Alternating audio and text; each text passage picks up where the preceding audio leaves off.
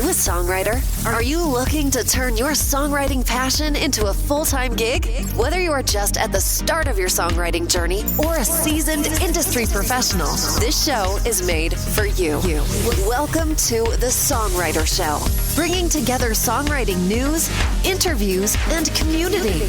Now, welcome your host, Sarantos. Thank you so much for tuning in tonight, and welcome back to The Songwriter Show, right here on Reality Radio 101. I'm your host, Sarantos. I'm a solo music artist who's been writing lyrics for as long as I can remember. Words just mean the world to me, and that's why I love hosting this show for you every single Tuesday evening. I believe that every song or poem is a story. Tonight, I'm so excited to have on the show Mark Ellwood. Mark is an internationally known productivity consultant, inspiring people to spend more time on what matters most. And now, welcome this week's special guest. Welcome to the show, Mark. How are you doing tonight? I'm terrific. Nice to be here, Sam. You're welcome. So tell us a little bit about, obviously, I think the crowd is going to catch up to this. Now the gig is up. You're not a songwriter, but you do some writing. So tell us a little bit about what you've written. I started as a poet, oh my gosh, as a little kid. And I never forget the first poem I wrote.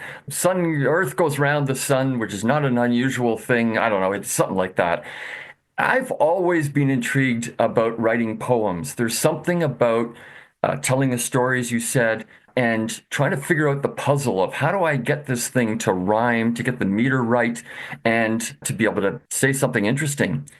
At Halloween here at my house, I don't give out candy. I give out poems. So I started about 20 years ago, and I've written about 20 different poems for kids. They come rolled up in a little scroll, and everyone gets a magic scroll. My wife convinced me to add some chocolates to that as well. That's smart, by the way, because otherwise I'm sure your house is going to get TP'd or egged or something. The kids come back, oh, I remember your poems. I'm also a productivity consultant, and a few years back, on Twitter, when it was in a short form, I thought, well, what can I write on Twitter? So I wrote some short rhyming couplets and thought, oh, this is kind of fun. And so then took all those and added to them and turned it into a book called The Poetic Path to Getting More Done. I've got the only time management book entirely written in verse. Yeah, okay. So tell us a little bit about, is your family into writing and poetry? Like, how'd you get into that? Again, it started in school way back, and I would always find occasions to write poems. So as a paper boy, I sent out a Christmas card. Well, I hand wrote little poems. Later on, oh gosh, as I was dating, I would write a little poem for someone I was dating. I was involved with the Junior Chamber or JCs and would do little announcements for upcoming events. I'd do it in verse. It just seemed a way to connect with people instead of just saying the words, but it connects in a kind of an emotional way. Something about the rhythm of it, something about the rhyme makes people smile and gives them a sense of delight. And completing the poem has a kind of a magic to it, like any good rhyme. And so I would just find different occasions to write poems wherever I could. Okay, yeah, that's kind of cool. Do you have a teacher? You said you started in school. Was there a teacher somewhere along the way that inspired you or motivated you with your poetry? There was one who inspired me to write, and I wrote the Westmount High News. I went to Westmount High, by the way, which is the same high school that Kamala Harris went to. But anyway, I was a little before her.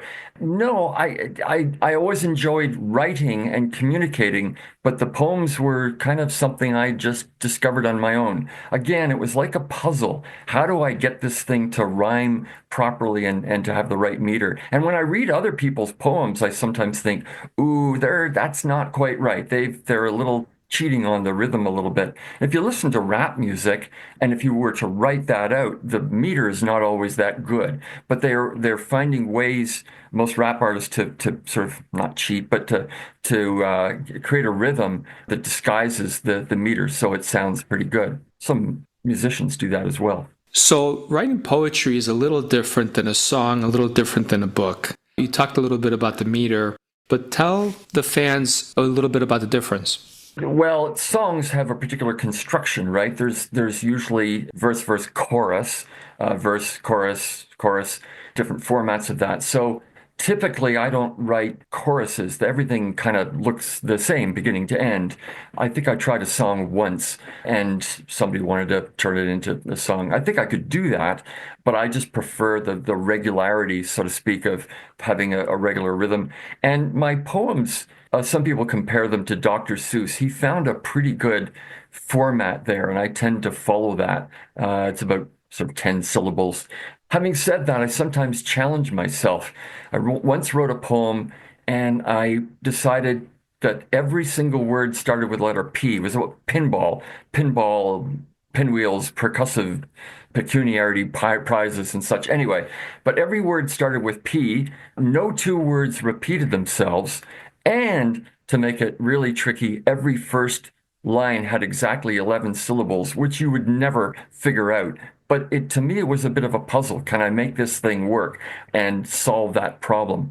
So I've tried different formats. That Dr. Seuss one is a common one, but I've tried others as well. It's interesting because, in songwriting, you don't want to bore people, right? Right. So you want to change something every 4 to 8 bars. You can have a structure to your verse that's different than your pre-chorus and your chorus.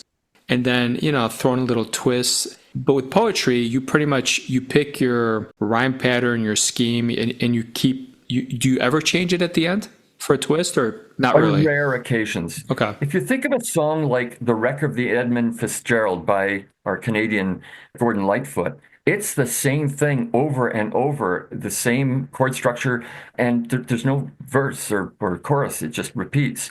Yet it works really well because it's a terrific story. So I suggest people to look that one up. Whereas the Beatles were doing much more inventive things with wordplay as well. I like wordplay and seeing if I can do something a little creative with the words, like every word, starting with the letter P.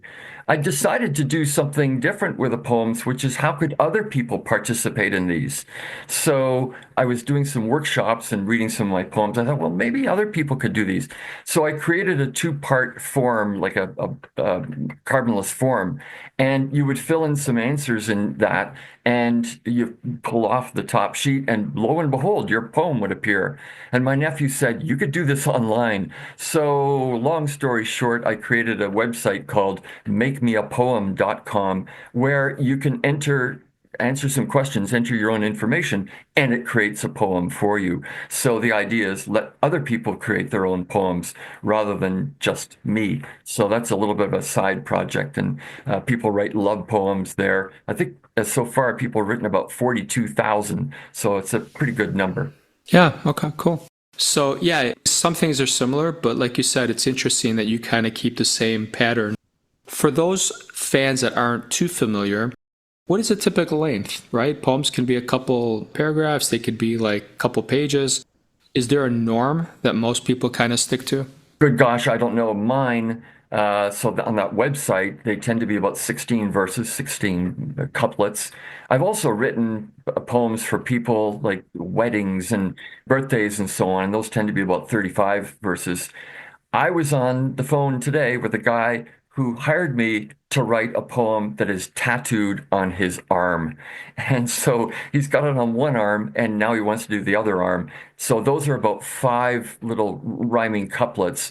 And so now we're going to do the other arm and another 5 rhyming couplets or something like that. That's interesting. So, yeah. So again, that one, you want to keep the same format. I think part of the idea of not having choruses and verses, if someone wants to read your poem, you want to keep them sort of in that same rhythm so that they're not struggling with, oh, now I've got a different A-B pattern here. And so you want to keep it fairly regular for them. So that's kind of the way I do it, because the verse could throw them off a little bit. Verses are good in songwriting. In poetry, maybe less so. Maybe you don't need them as much. Yeah, definitely different. So tell us a little bit about any surprises that you have coming out for your fans this year. Well, as I mentioned, the makemeapoem.com website, there's one on giving appreciation to a fellow employee. And I've had workshops, I've had people sit there and create little poems for each other to give each other appreciation for a job well done. I'm planning on adding another one, which would be giving appreciation to a friend. Somebody got married, somebody graduated, somebody helped take care of your pet for the weekend or something. And so the whole idea is that people could participate that in themselves and send out these poems to each other. There's also a delightful children's poem on there, as well as a learning guide for it, and it tends to be less popular, so I hope that more teachers could discover this children's poem because it's kind of fun for them to get involved. And really, the theme of that one is all about diversity, and I think that's kind of neat that it has every theme, like my Halloween poems, they give a little bit of a message in a way. It's about motivating or friendship or something. So every good song, every good poem has some other meaning behind it beyond just the surface words. Do you have any advice that you'd give someone who talks to you and says, "Hey, I want to be a poet. Where should I start?" Just start writing. Certainly, I've tended to read less than others. I've got a couple of books of poetry here, but I would say, read a couple of books and see who you like and what style you like, and then just start writing. I went to a poem event where it was a speak off, and people were all presenting their poems. What I discovered there was that a lot of people were struggling with where their place was in the world. And so if you too are struggling with my identity or something I went through in the past or where I'm going in the future, certainly to express that, some people write diaries, but to express it through poetry, poetry slam, that's the name of it, to express it through poetry is useful. You don't have to follow my style of meter and rhyme. Just write free verse and try and do some clever word play. Maybe have a few things that rhyme, but just start writing and then maybe show up at one of those poetry slams and listen to what other people are doing. And if you are struggling in your life, it's a nice way to express what's going on. Whether others read it or not, it's kind of like a personal diary. So I encourage people to do that for themselves. Yeah, wonderful to hear that. So tell us a little bit about a quote that you hear all the time that you think is just complete BS and totally don't believe. I don't believe? Yeah, a quote you hear constantly that you hear, but you're like, that's just garbage. That just is complete BS. Well, this is not to do with songwriting. It's more about communication, how we communicate with each other. People say that, only 7% of what we communicate is the words, and 30% is tone of voice, and 50 is visual, or something like that. That's not quite BS. It was a study done by Albert Morabian back in 1969. It dealt with highly emotional topics. It was only 29 or so university students. I think I'm pretty close on my facts there. And Morabian himself discounted it. So next time you hear someone quoting, it's 7% is the words. Well, no, if words were only 7%, we wouldn't be able to communicate by email, for instance. So that one irks me a little bit because people don't understand that background research and what went behind it. Certainly, tone of voice is important. And poetry has a way of, and songwriting does that. We communicate by a lot of emotions, but the words are much more than just 7%. So that one irks me a bit when I hear people quoting that. Do you tour at all? Like, do you go do readings in public places for your poems or not really? Not really. I'm doing corporate seminars and I'll read them at the seminars. I'll do a poem on goal setting or I'll do a poem on motivation. Okay, so tell us about like the worst thing that's ever happened at one of these things. I can't imagine the worst. When you do sing a song, when you read a poem, nothing bad ever happens. How can it? People are just delighted and they smile and it connects with them in an emotional way. So I don't really think you can do too badly. There may be songwriters who get booed off because somebody wants to watch the hockey game or the baseball game instead of listening to them. That hasn't happened to me. So I think most people, if you treat your audience well, if you have respect for them and engage them in this song or poem or performance, then they'll respect you back if you don't abuse that. So I haven't had any of those bad experiences. Maybe others have, but not me. Tell us a little bit about when you go see like a movie or a TV show, does that inspire you ever to write a poem?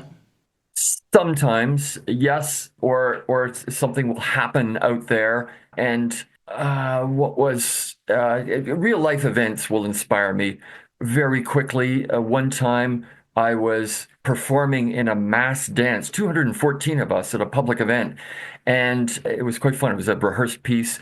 And then afterwards, there's this giant dance party, and I was touch dancing with one of the co-performers. And a woman walked up to me and said, "Oh, that's so fun. My husband and I never do that together. And could you dance with me?" I thought, well, okay. So here I was dancing with this woman, sweeping her off her feet in front of her husband.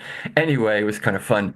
But 5 minutes later, when we had departed, I turned around and there was the husband and wife dancing together, touch dancing. That inspired a poem about dancing and about finding connections. So, indeed, sometimes real life events can inspire you to write something kind of special. I'm not alone in that. I'm sure lots of other people. So, I tend to not write a whole lot of love poems, but rather things about stuff that's going on. My productivity poems are all about email and time management and so on. And those are kind of business oriented, but I look for opportunities. And with some of the kids' poems, I get inspired by different things. And I've done about 20 of those. All right, so to close out the show here, give us one tip, the only thing the audience will remember from this show, one productivity tip. One productivity tip is to for people who are overwhelmed by lots of stuff going on, write down a to-do list today, every day, and start with, if I had nothing to do in my life, what would I do to affect my results a month from now? That's what you think about for your long-term productivity, and that's what you should start with. Focus on your most important tasks, then let all the rest follow after that. All right, awesome. I want to thank you so much for being on the show tonight. A pleasure to speak with you about poetry and songwriting. You're welcome. So to all the listeners out there, thank you for spending a little bit of your time with the two of us tonight. My name is Sarantos, and we both hope your unique story gets heard around the world too. Please join me every Tuesday night to hear other amazing artists share their fascinating behind-the-scenes stories right here on the Songwriter Show on Reality Radio 101. I love you all. Have a great night.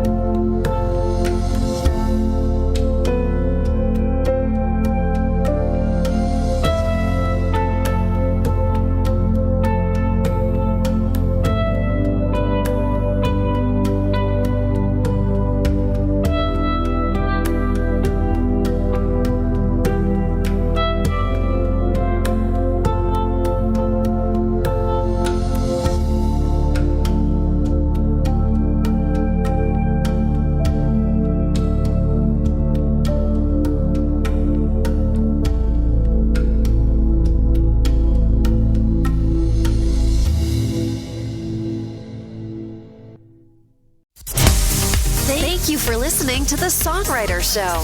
To keep the momentum going, head over to www.songwritershow.com and join our free music community of artists, songwriters, and producers.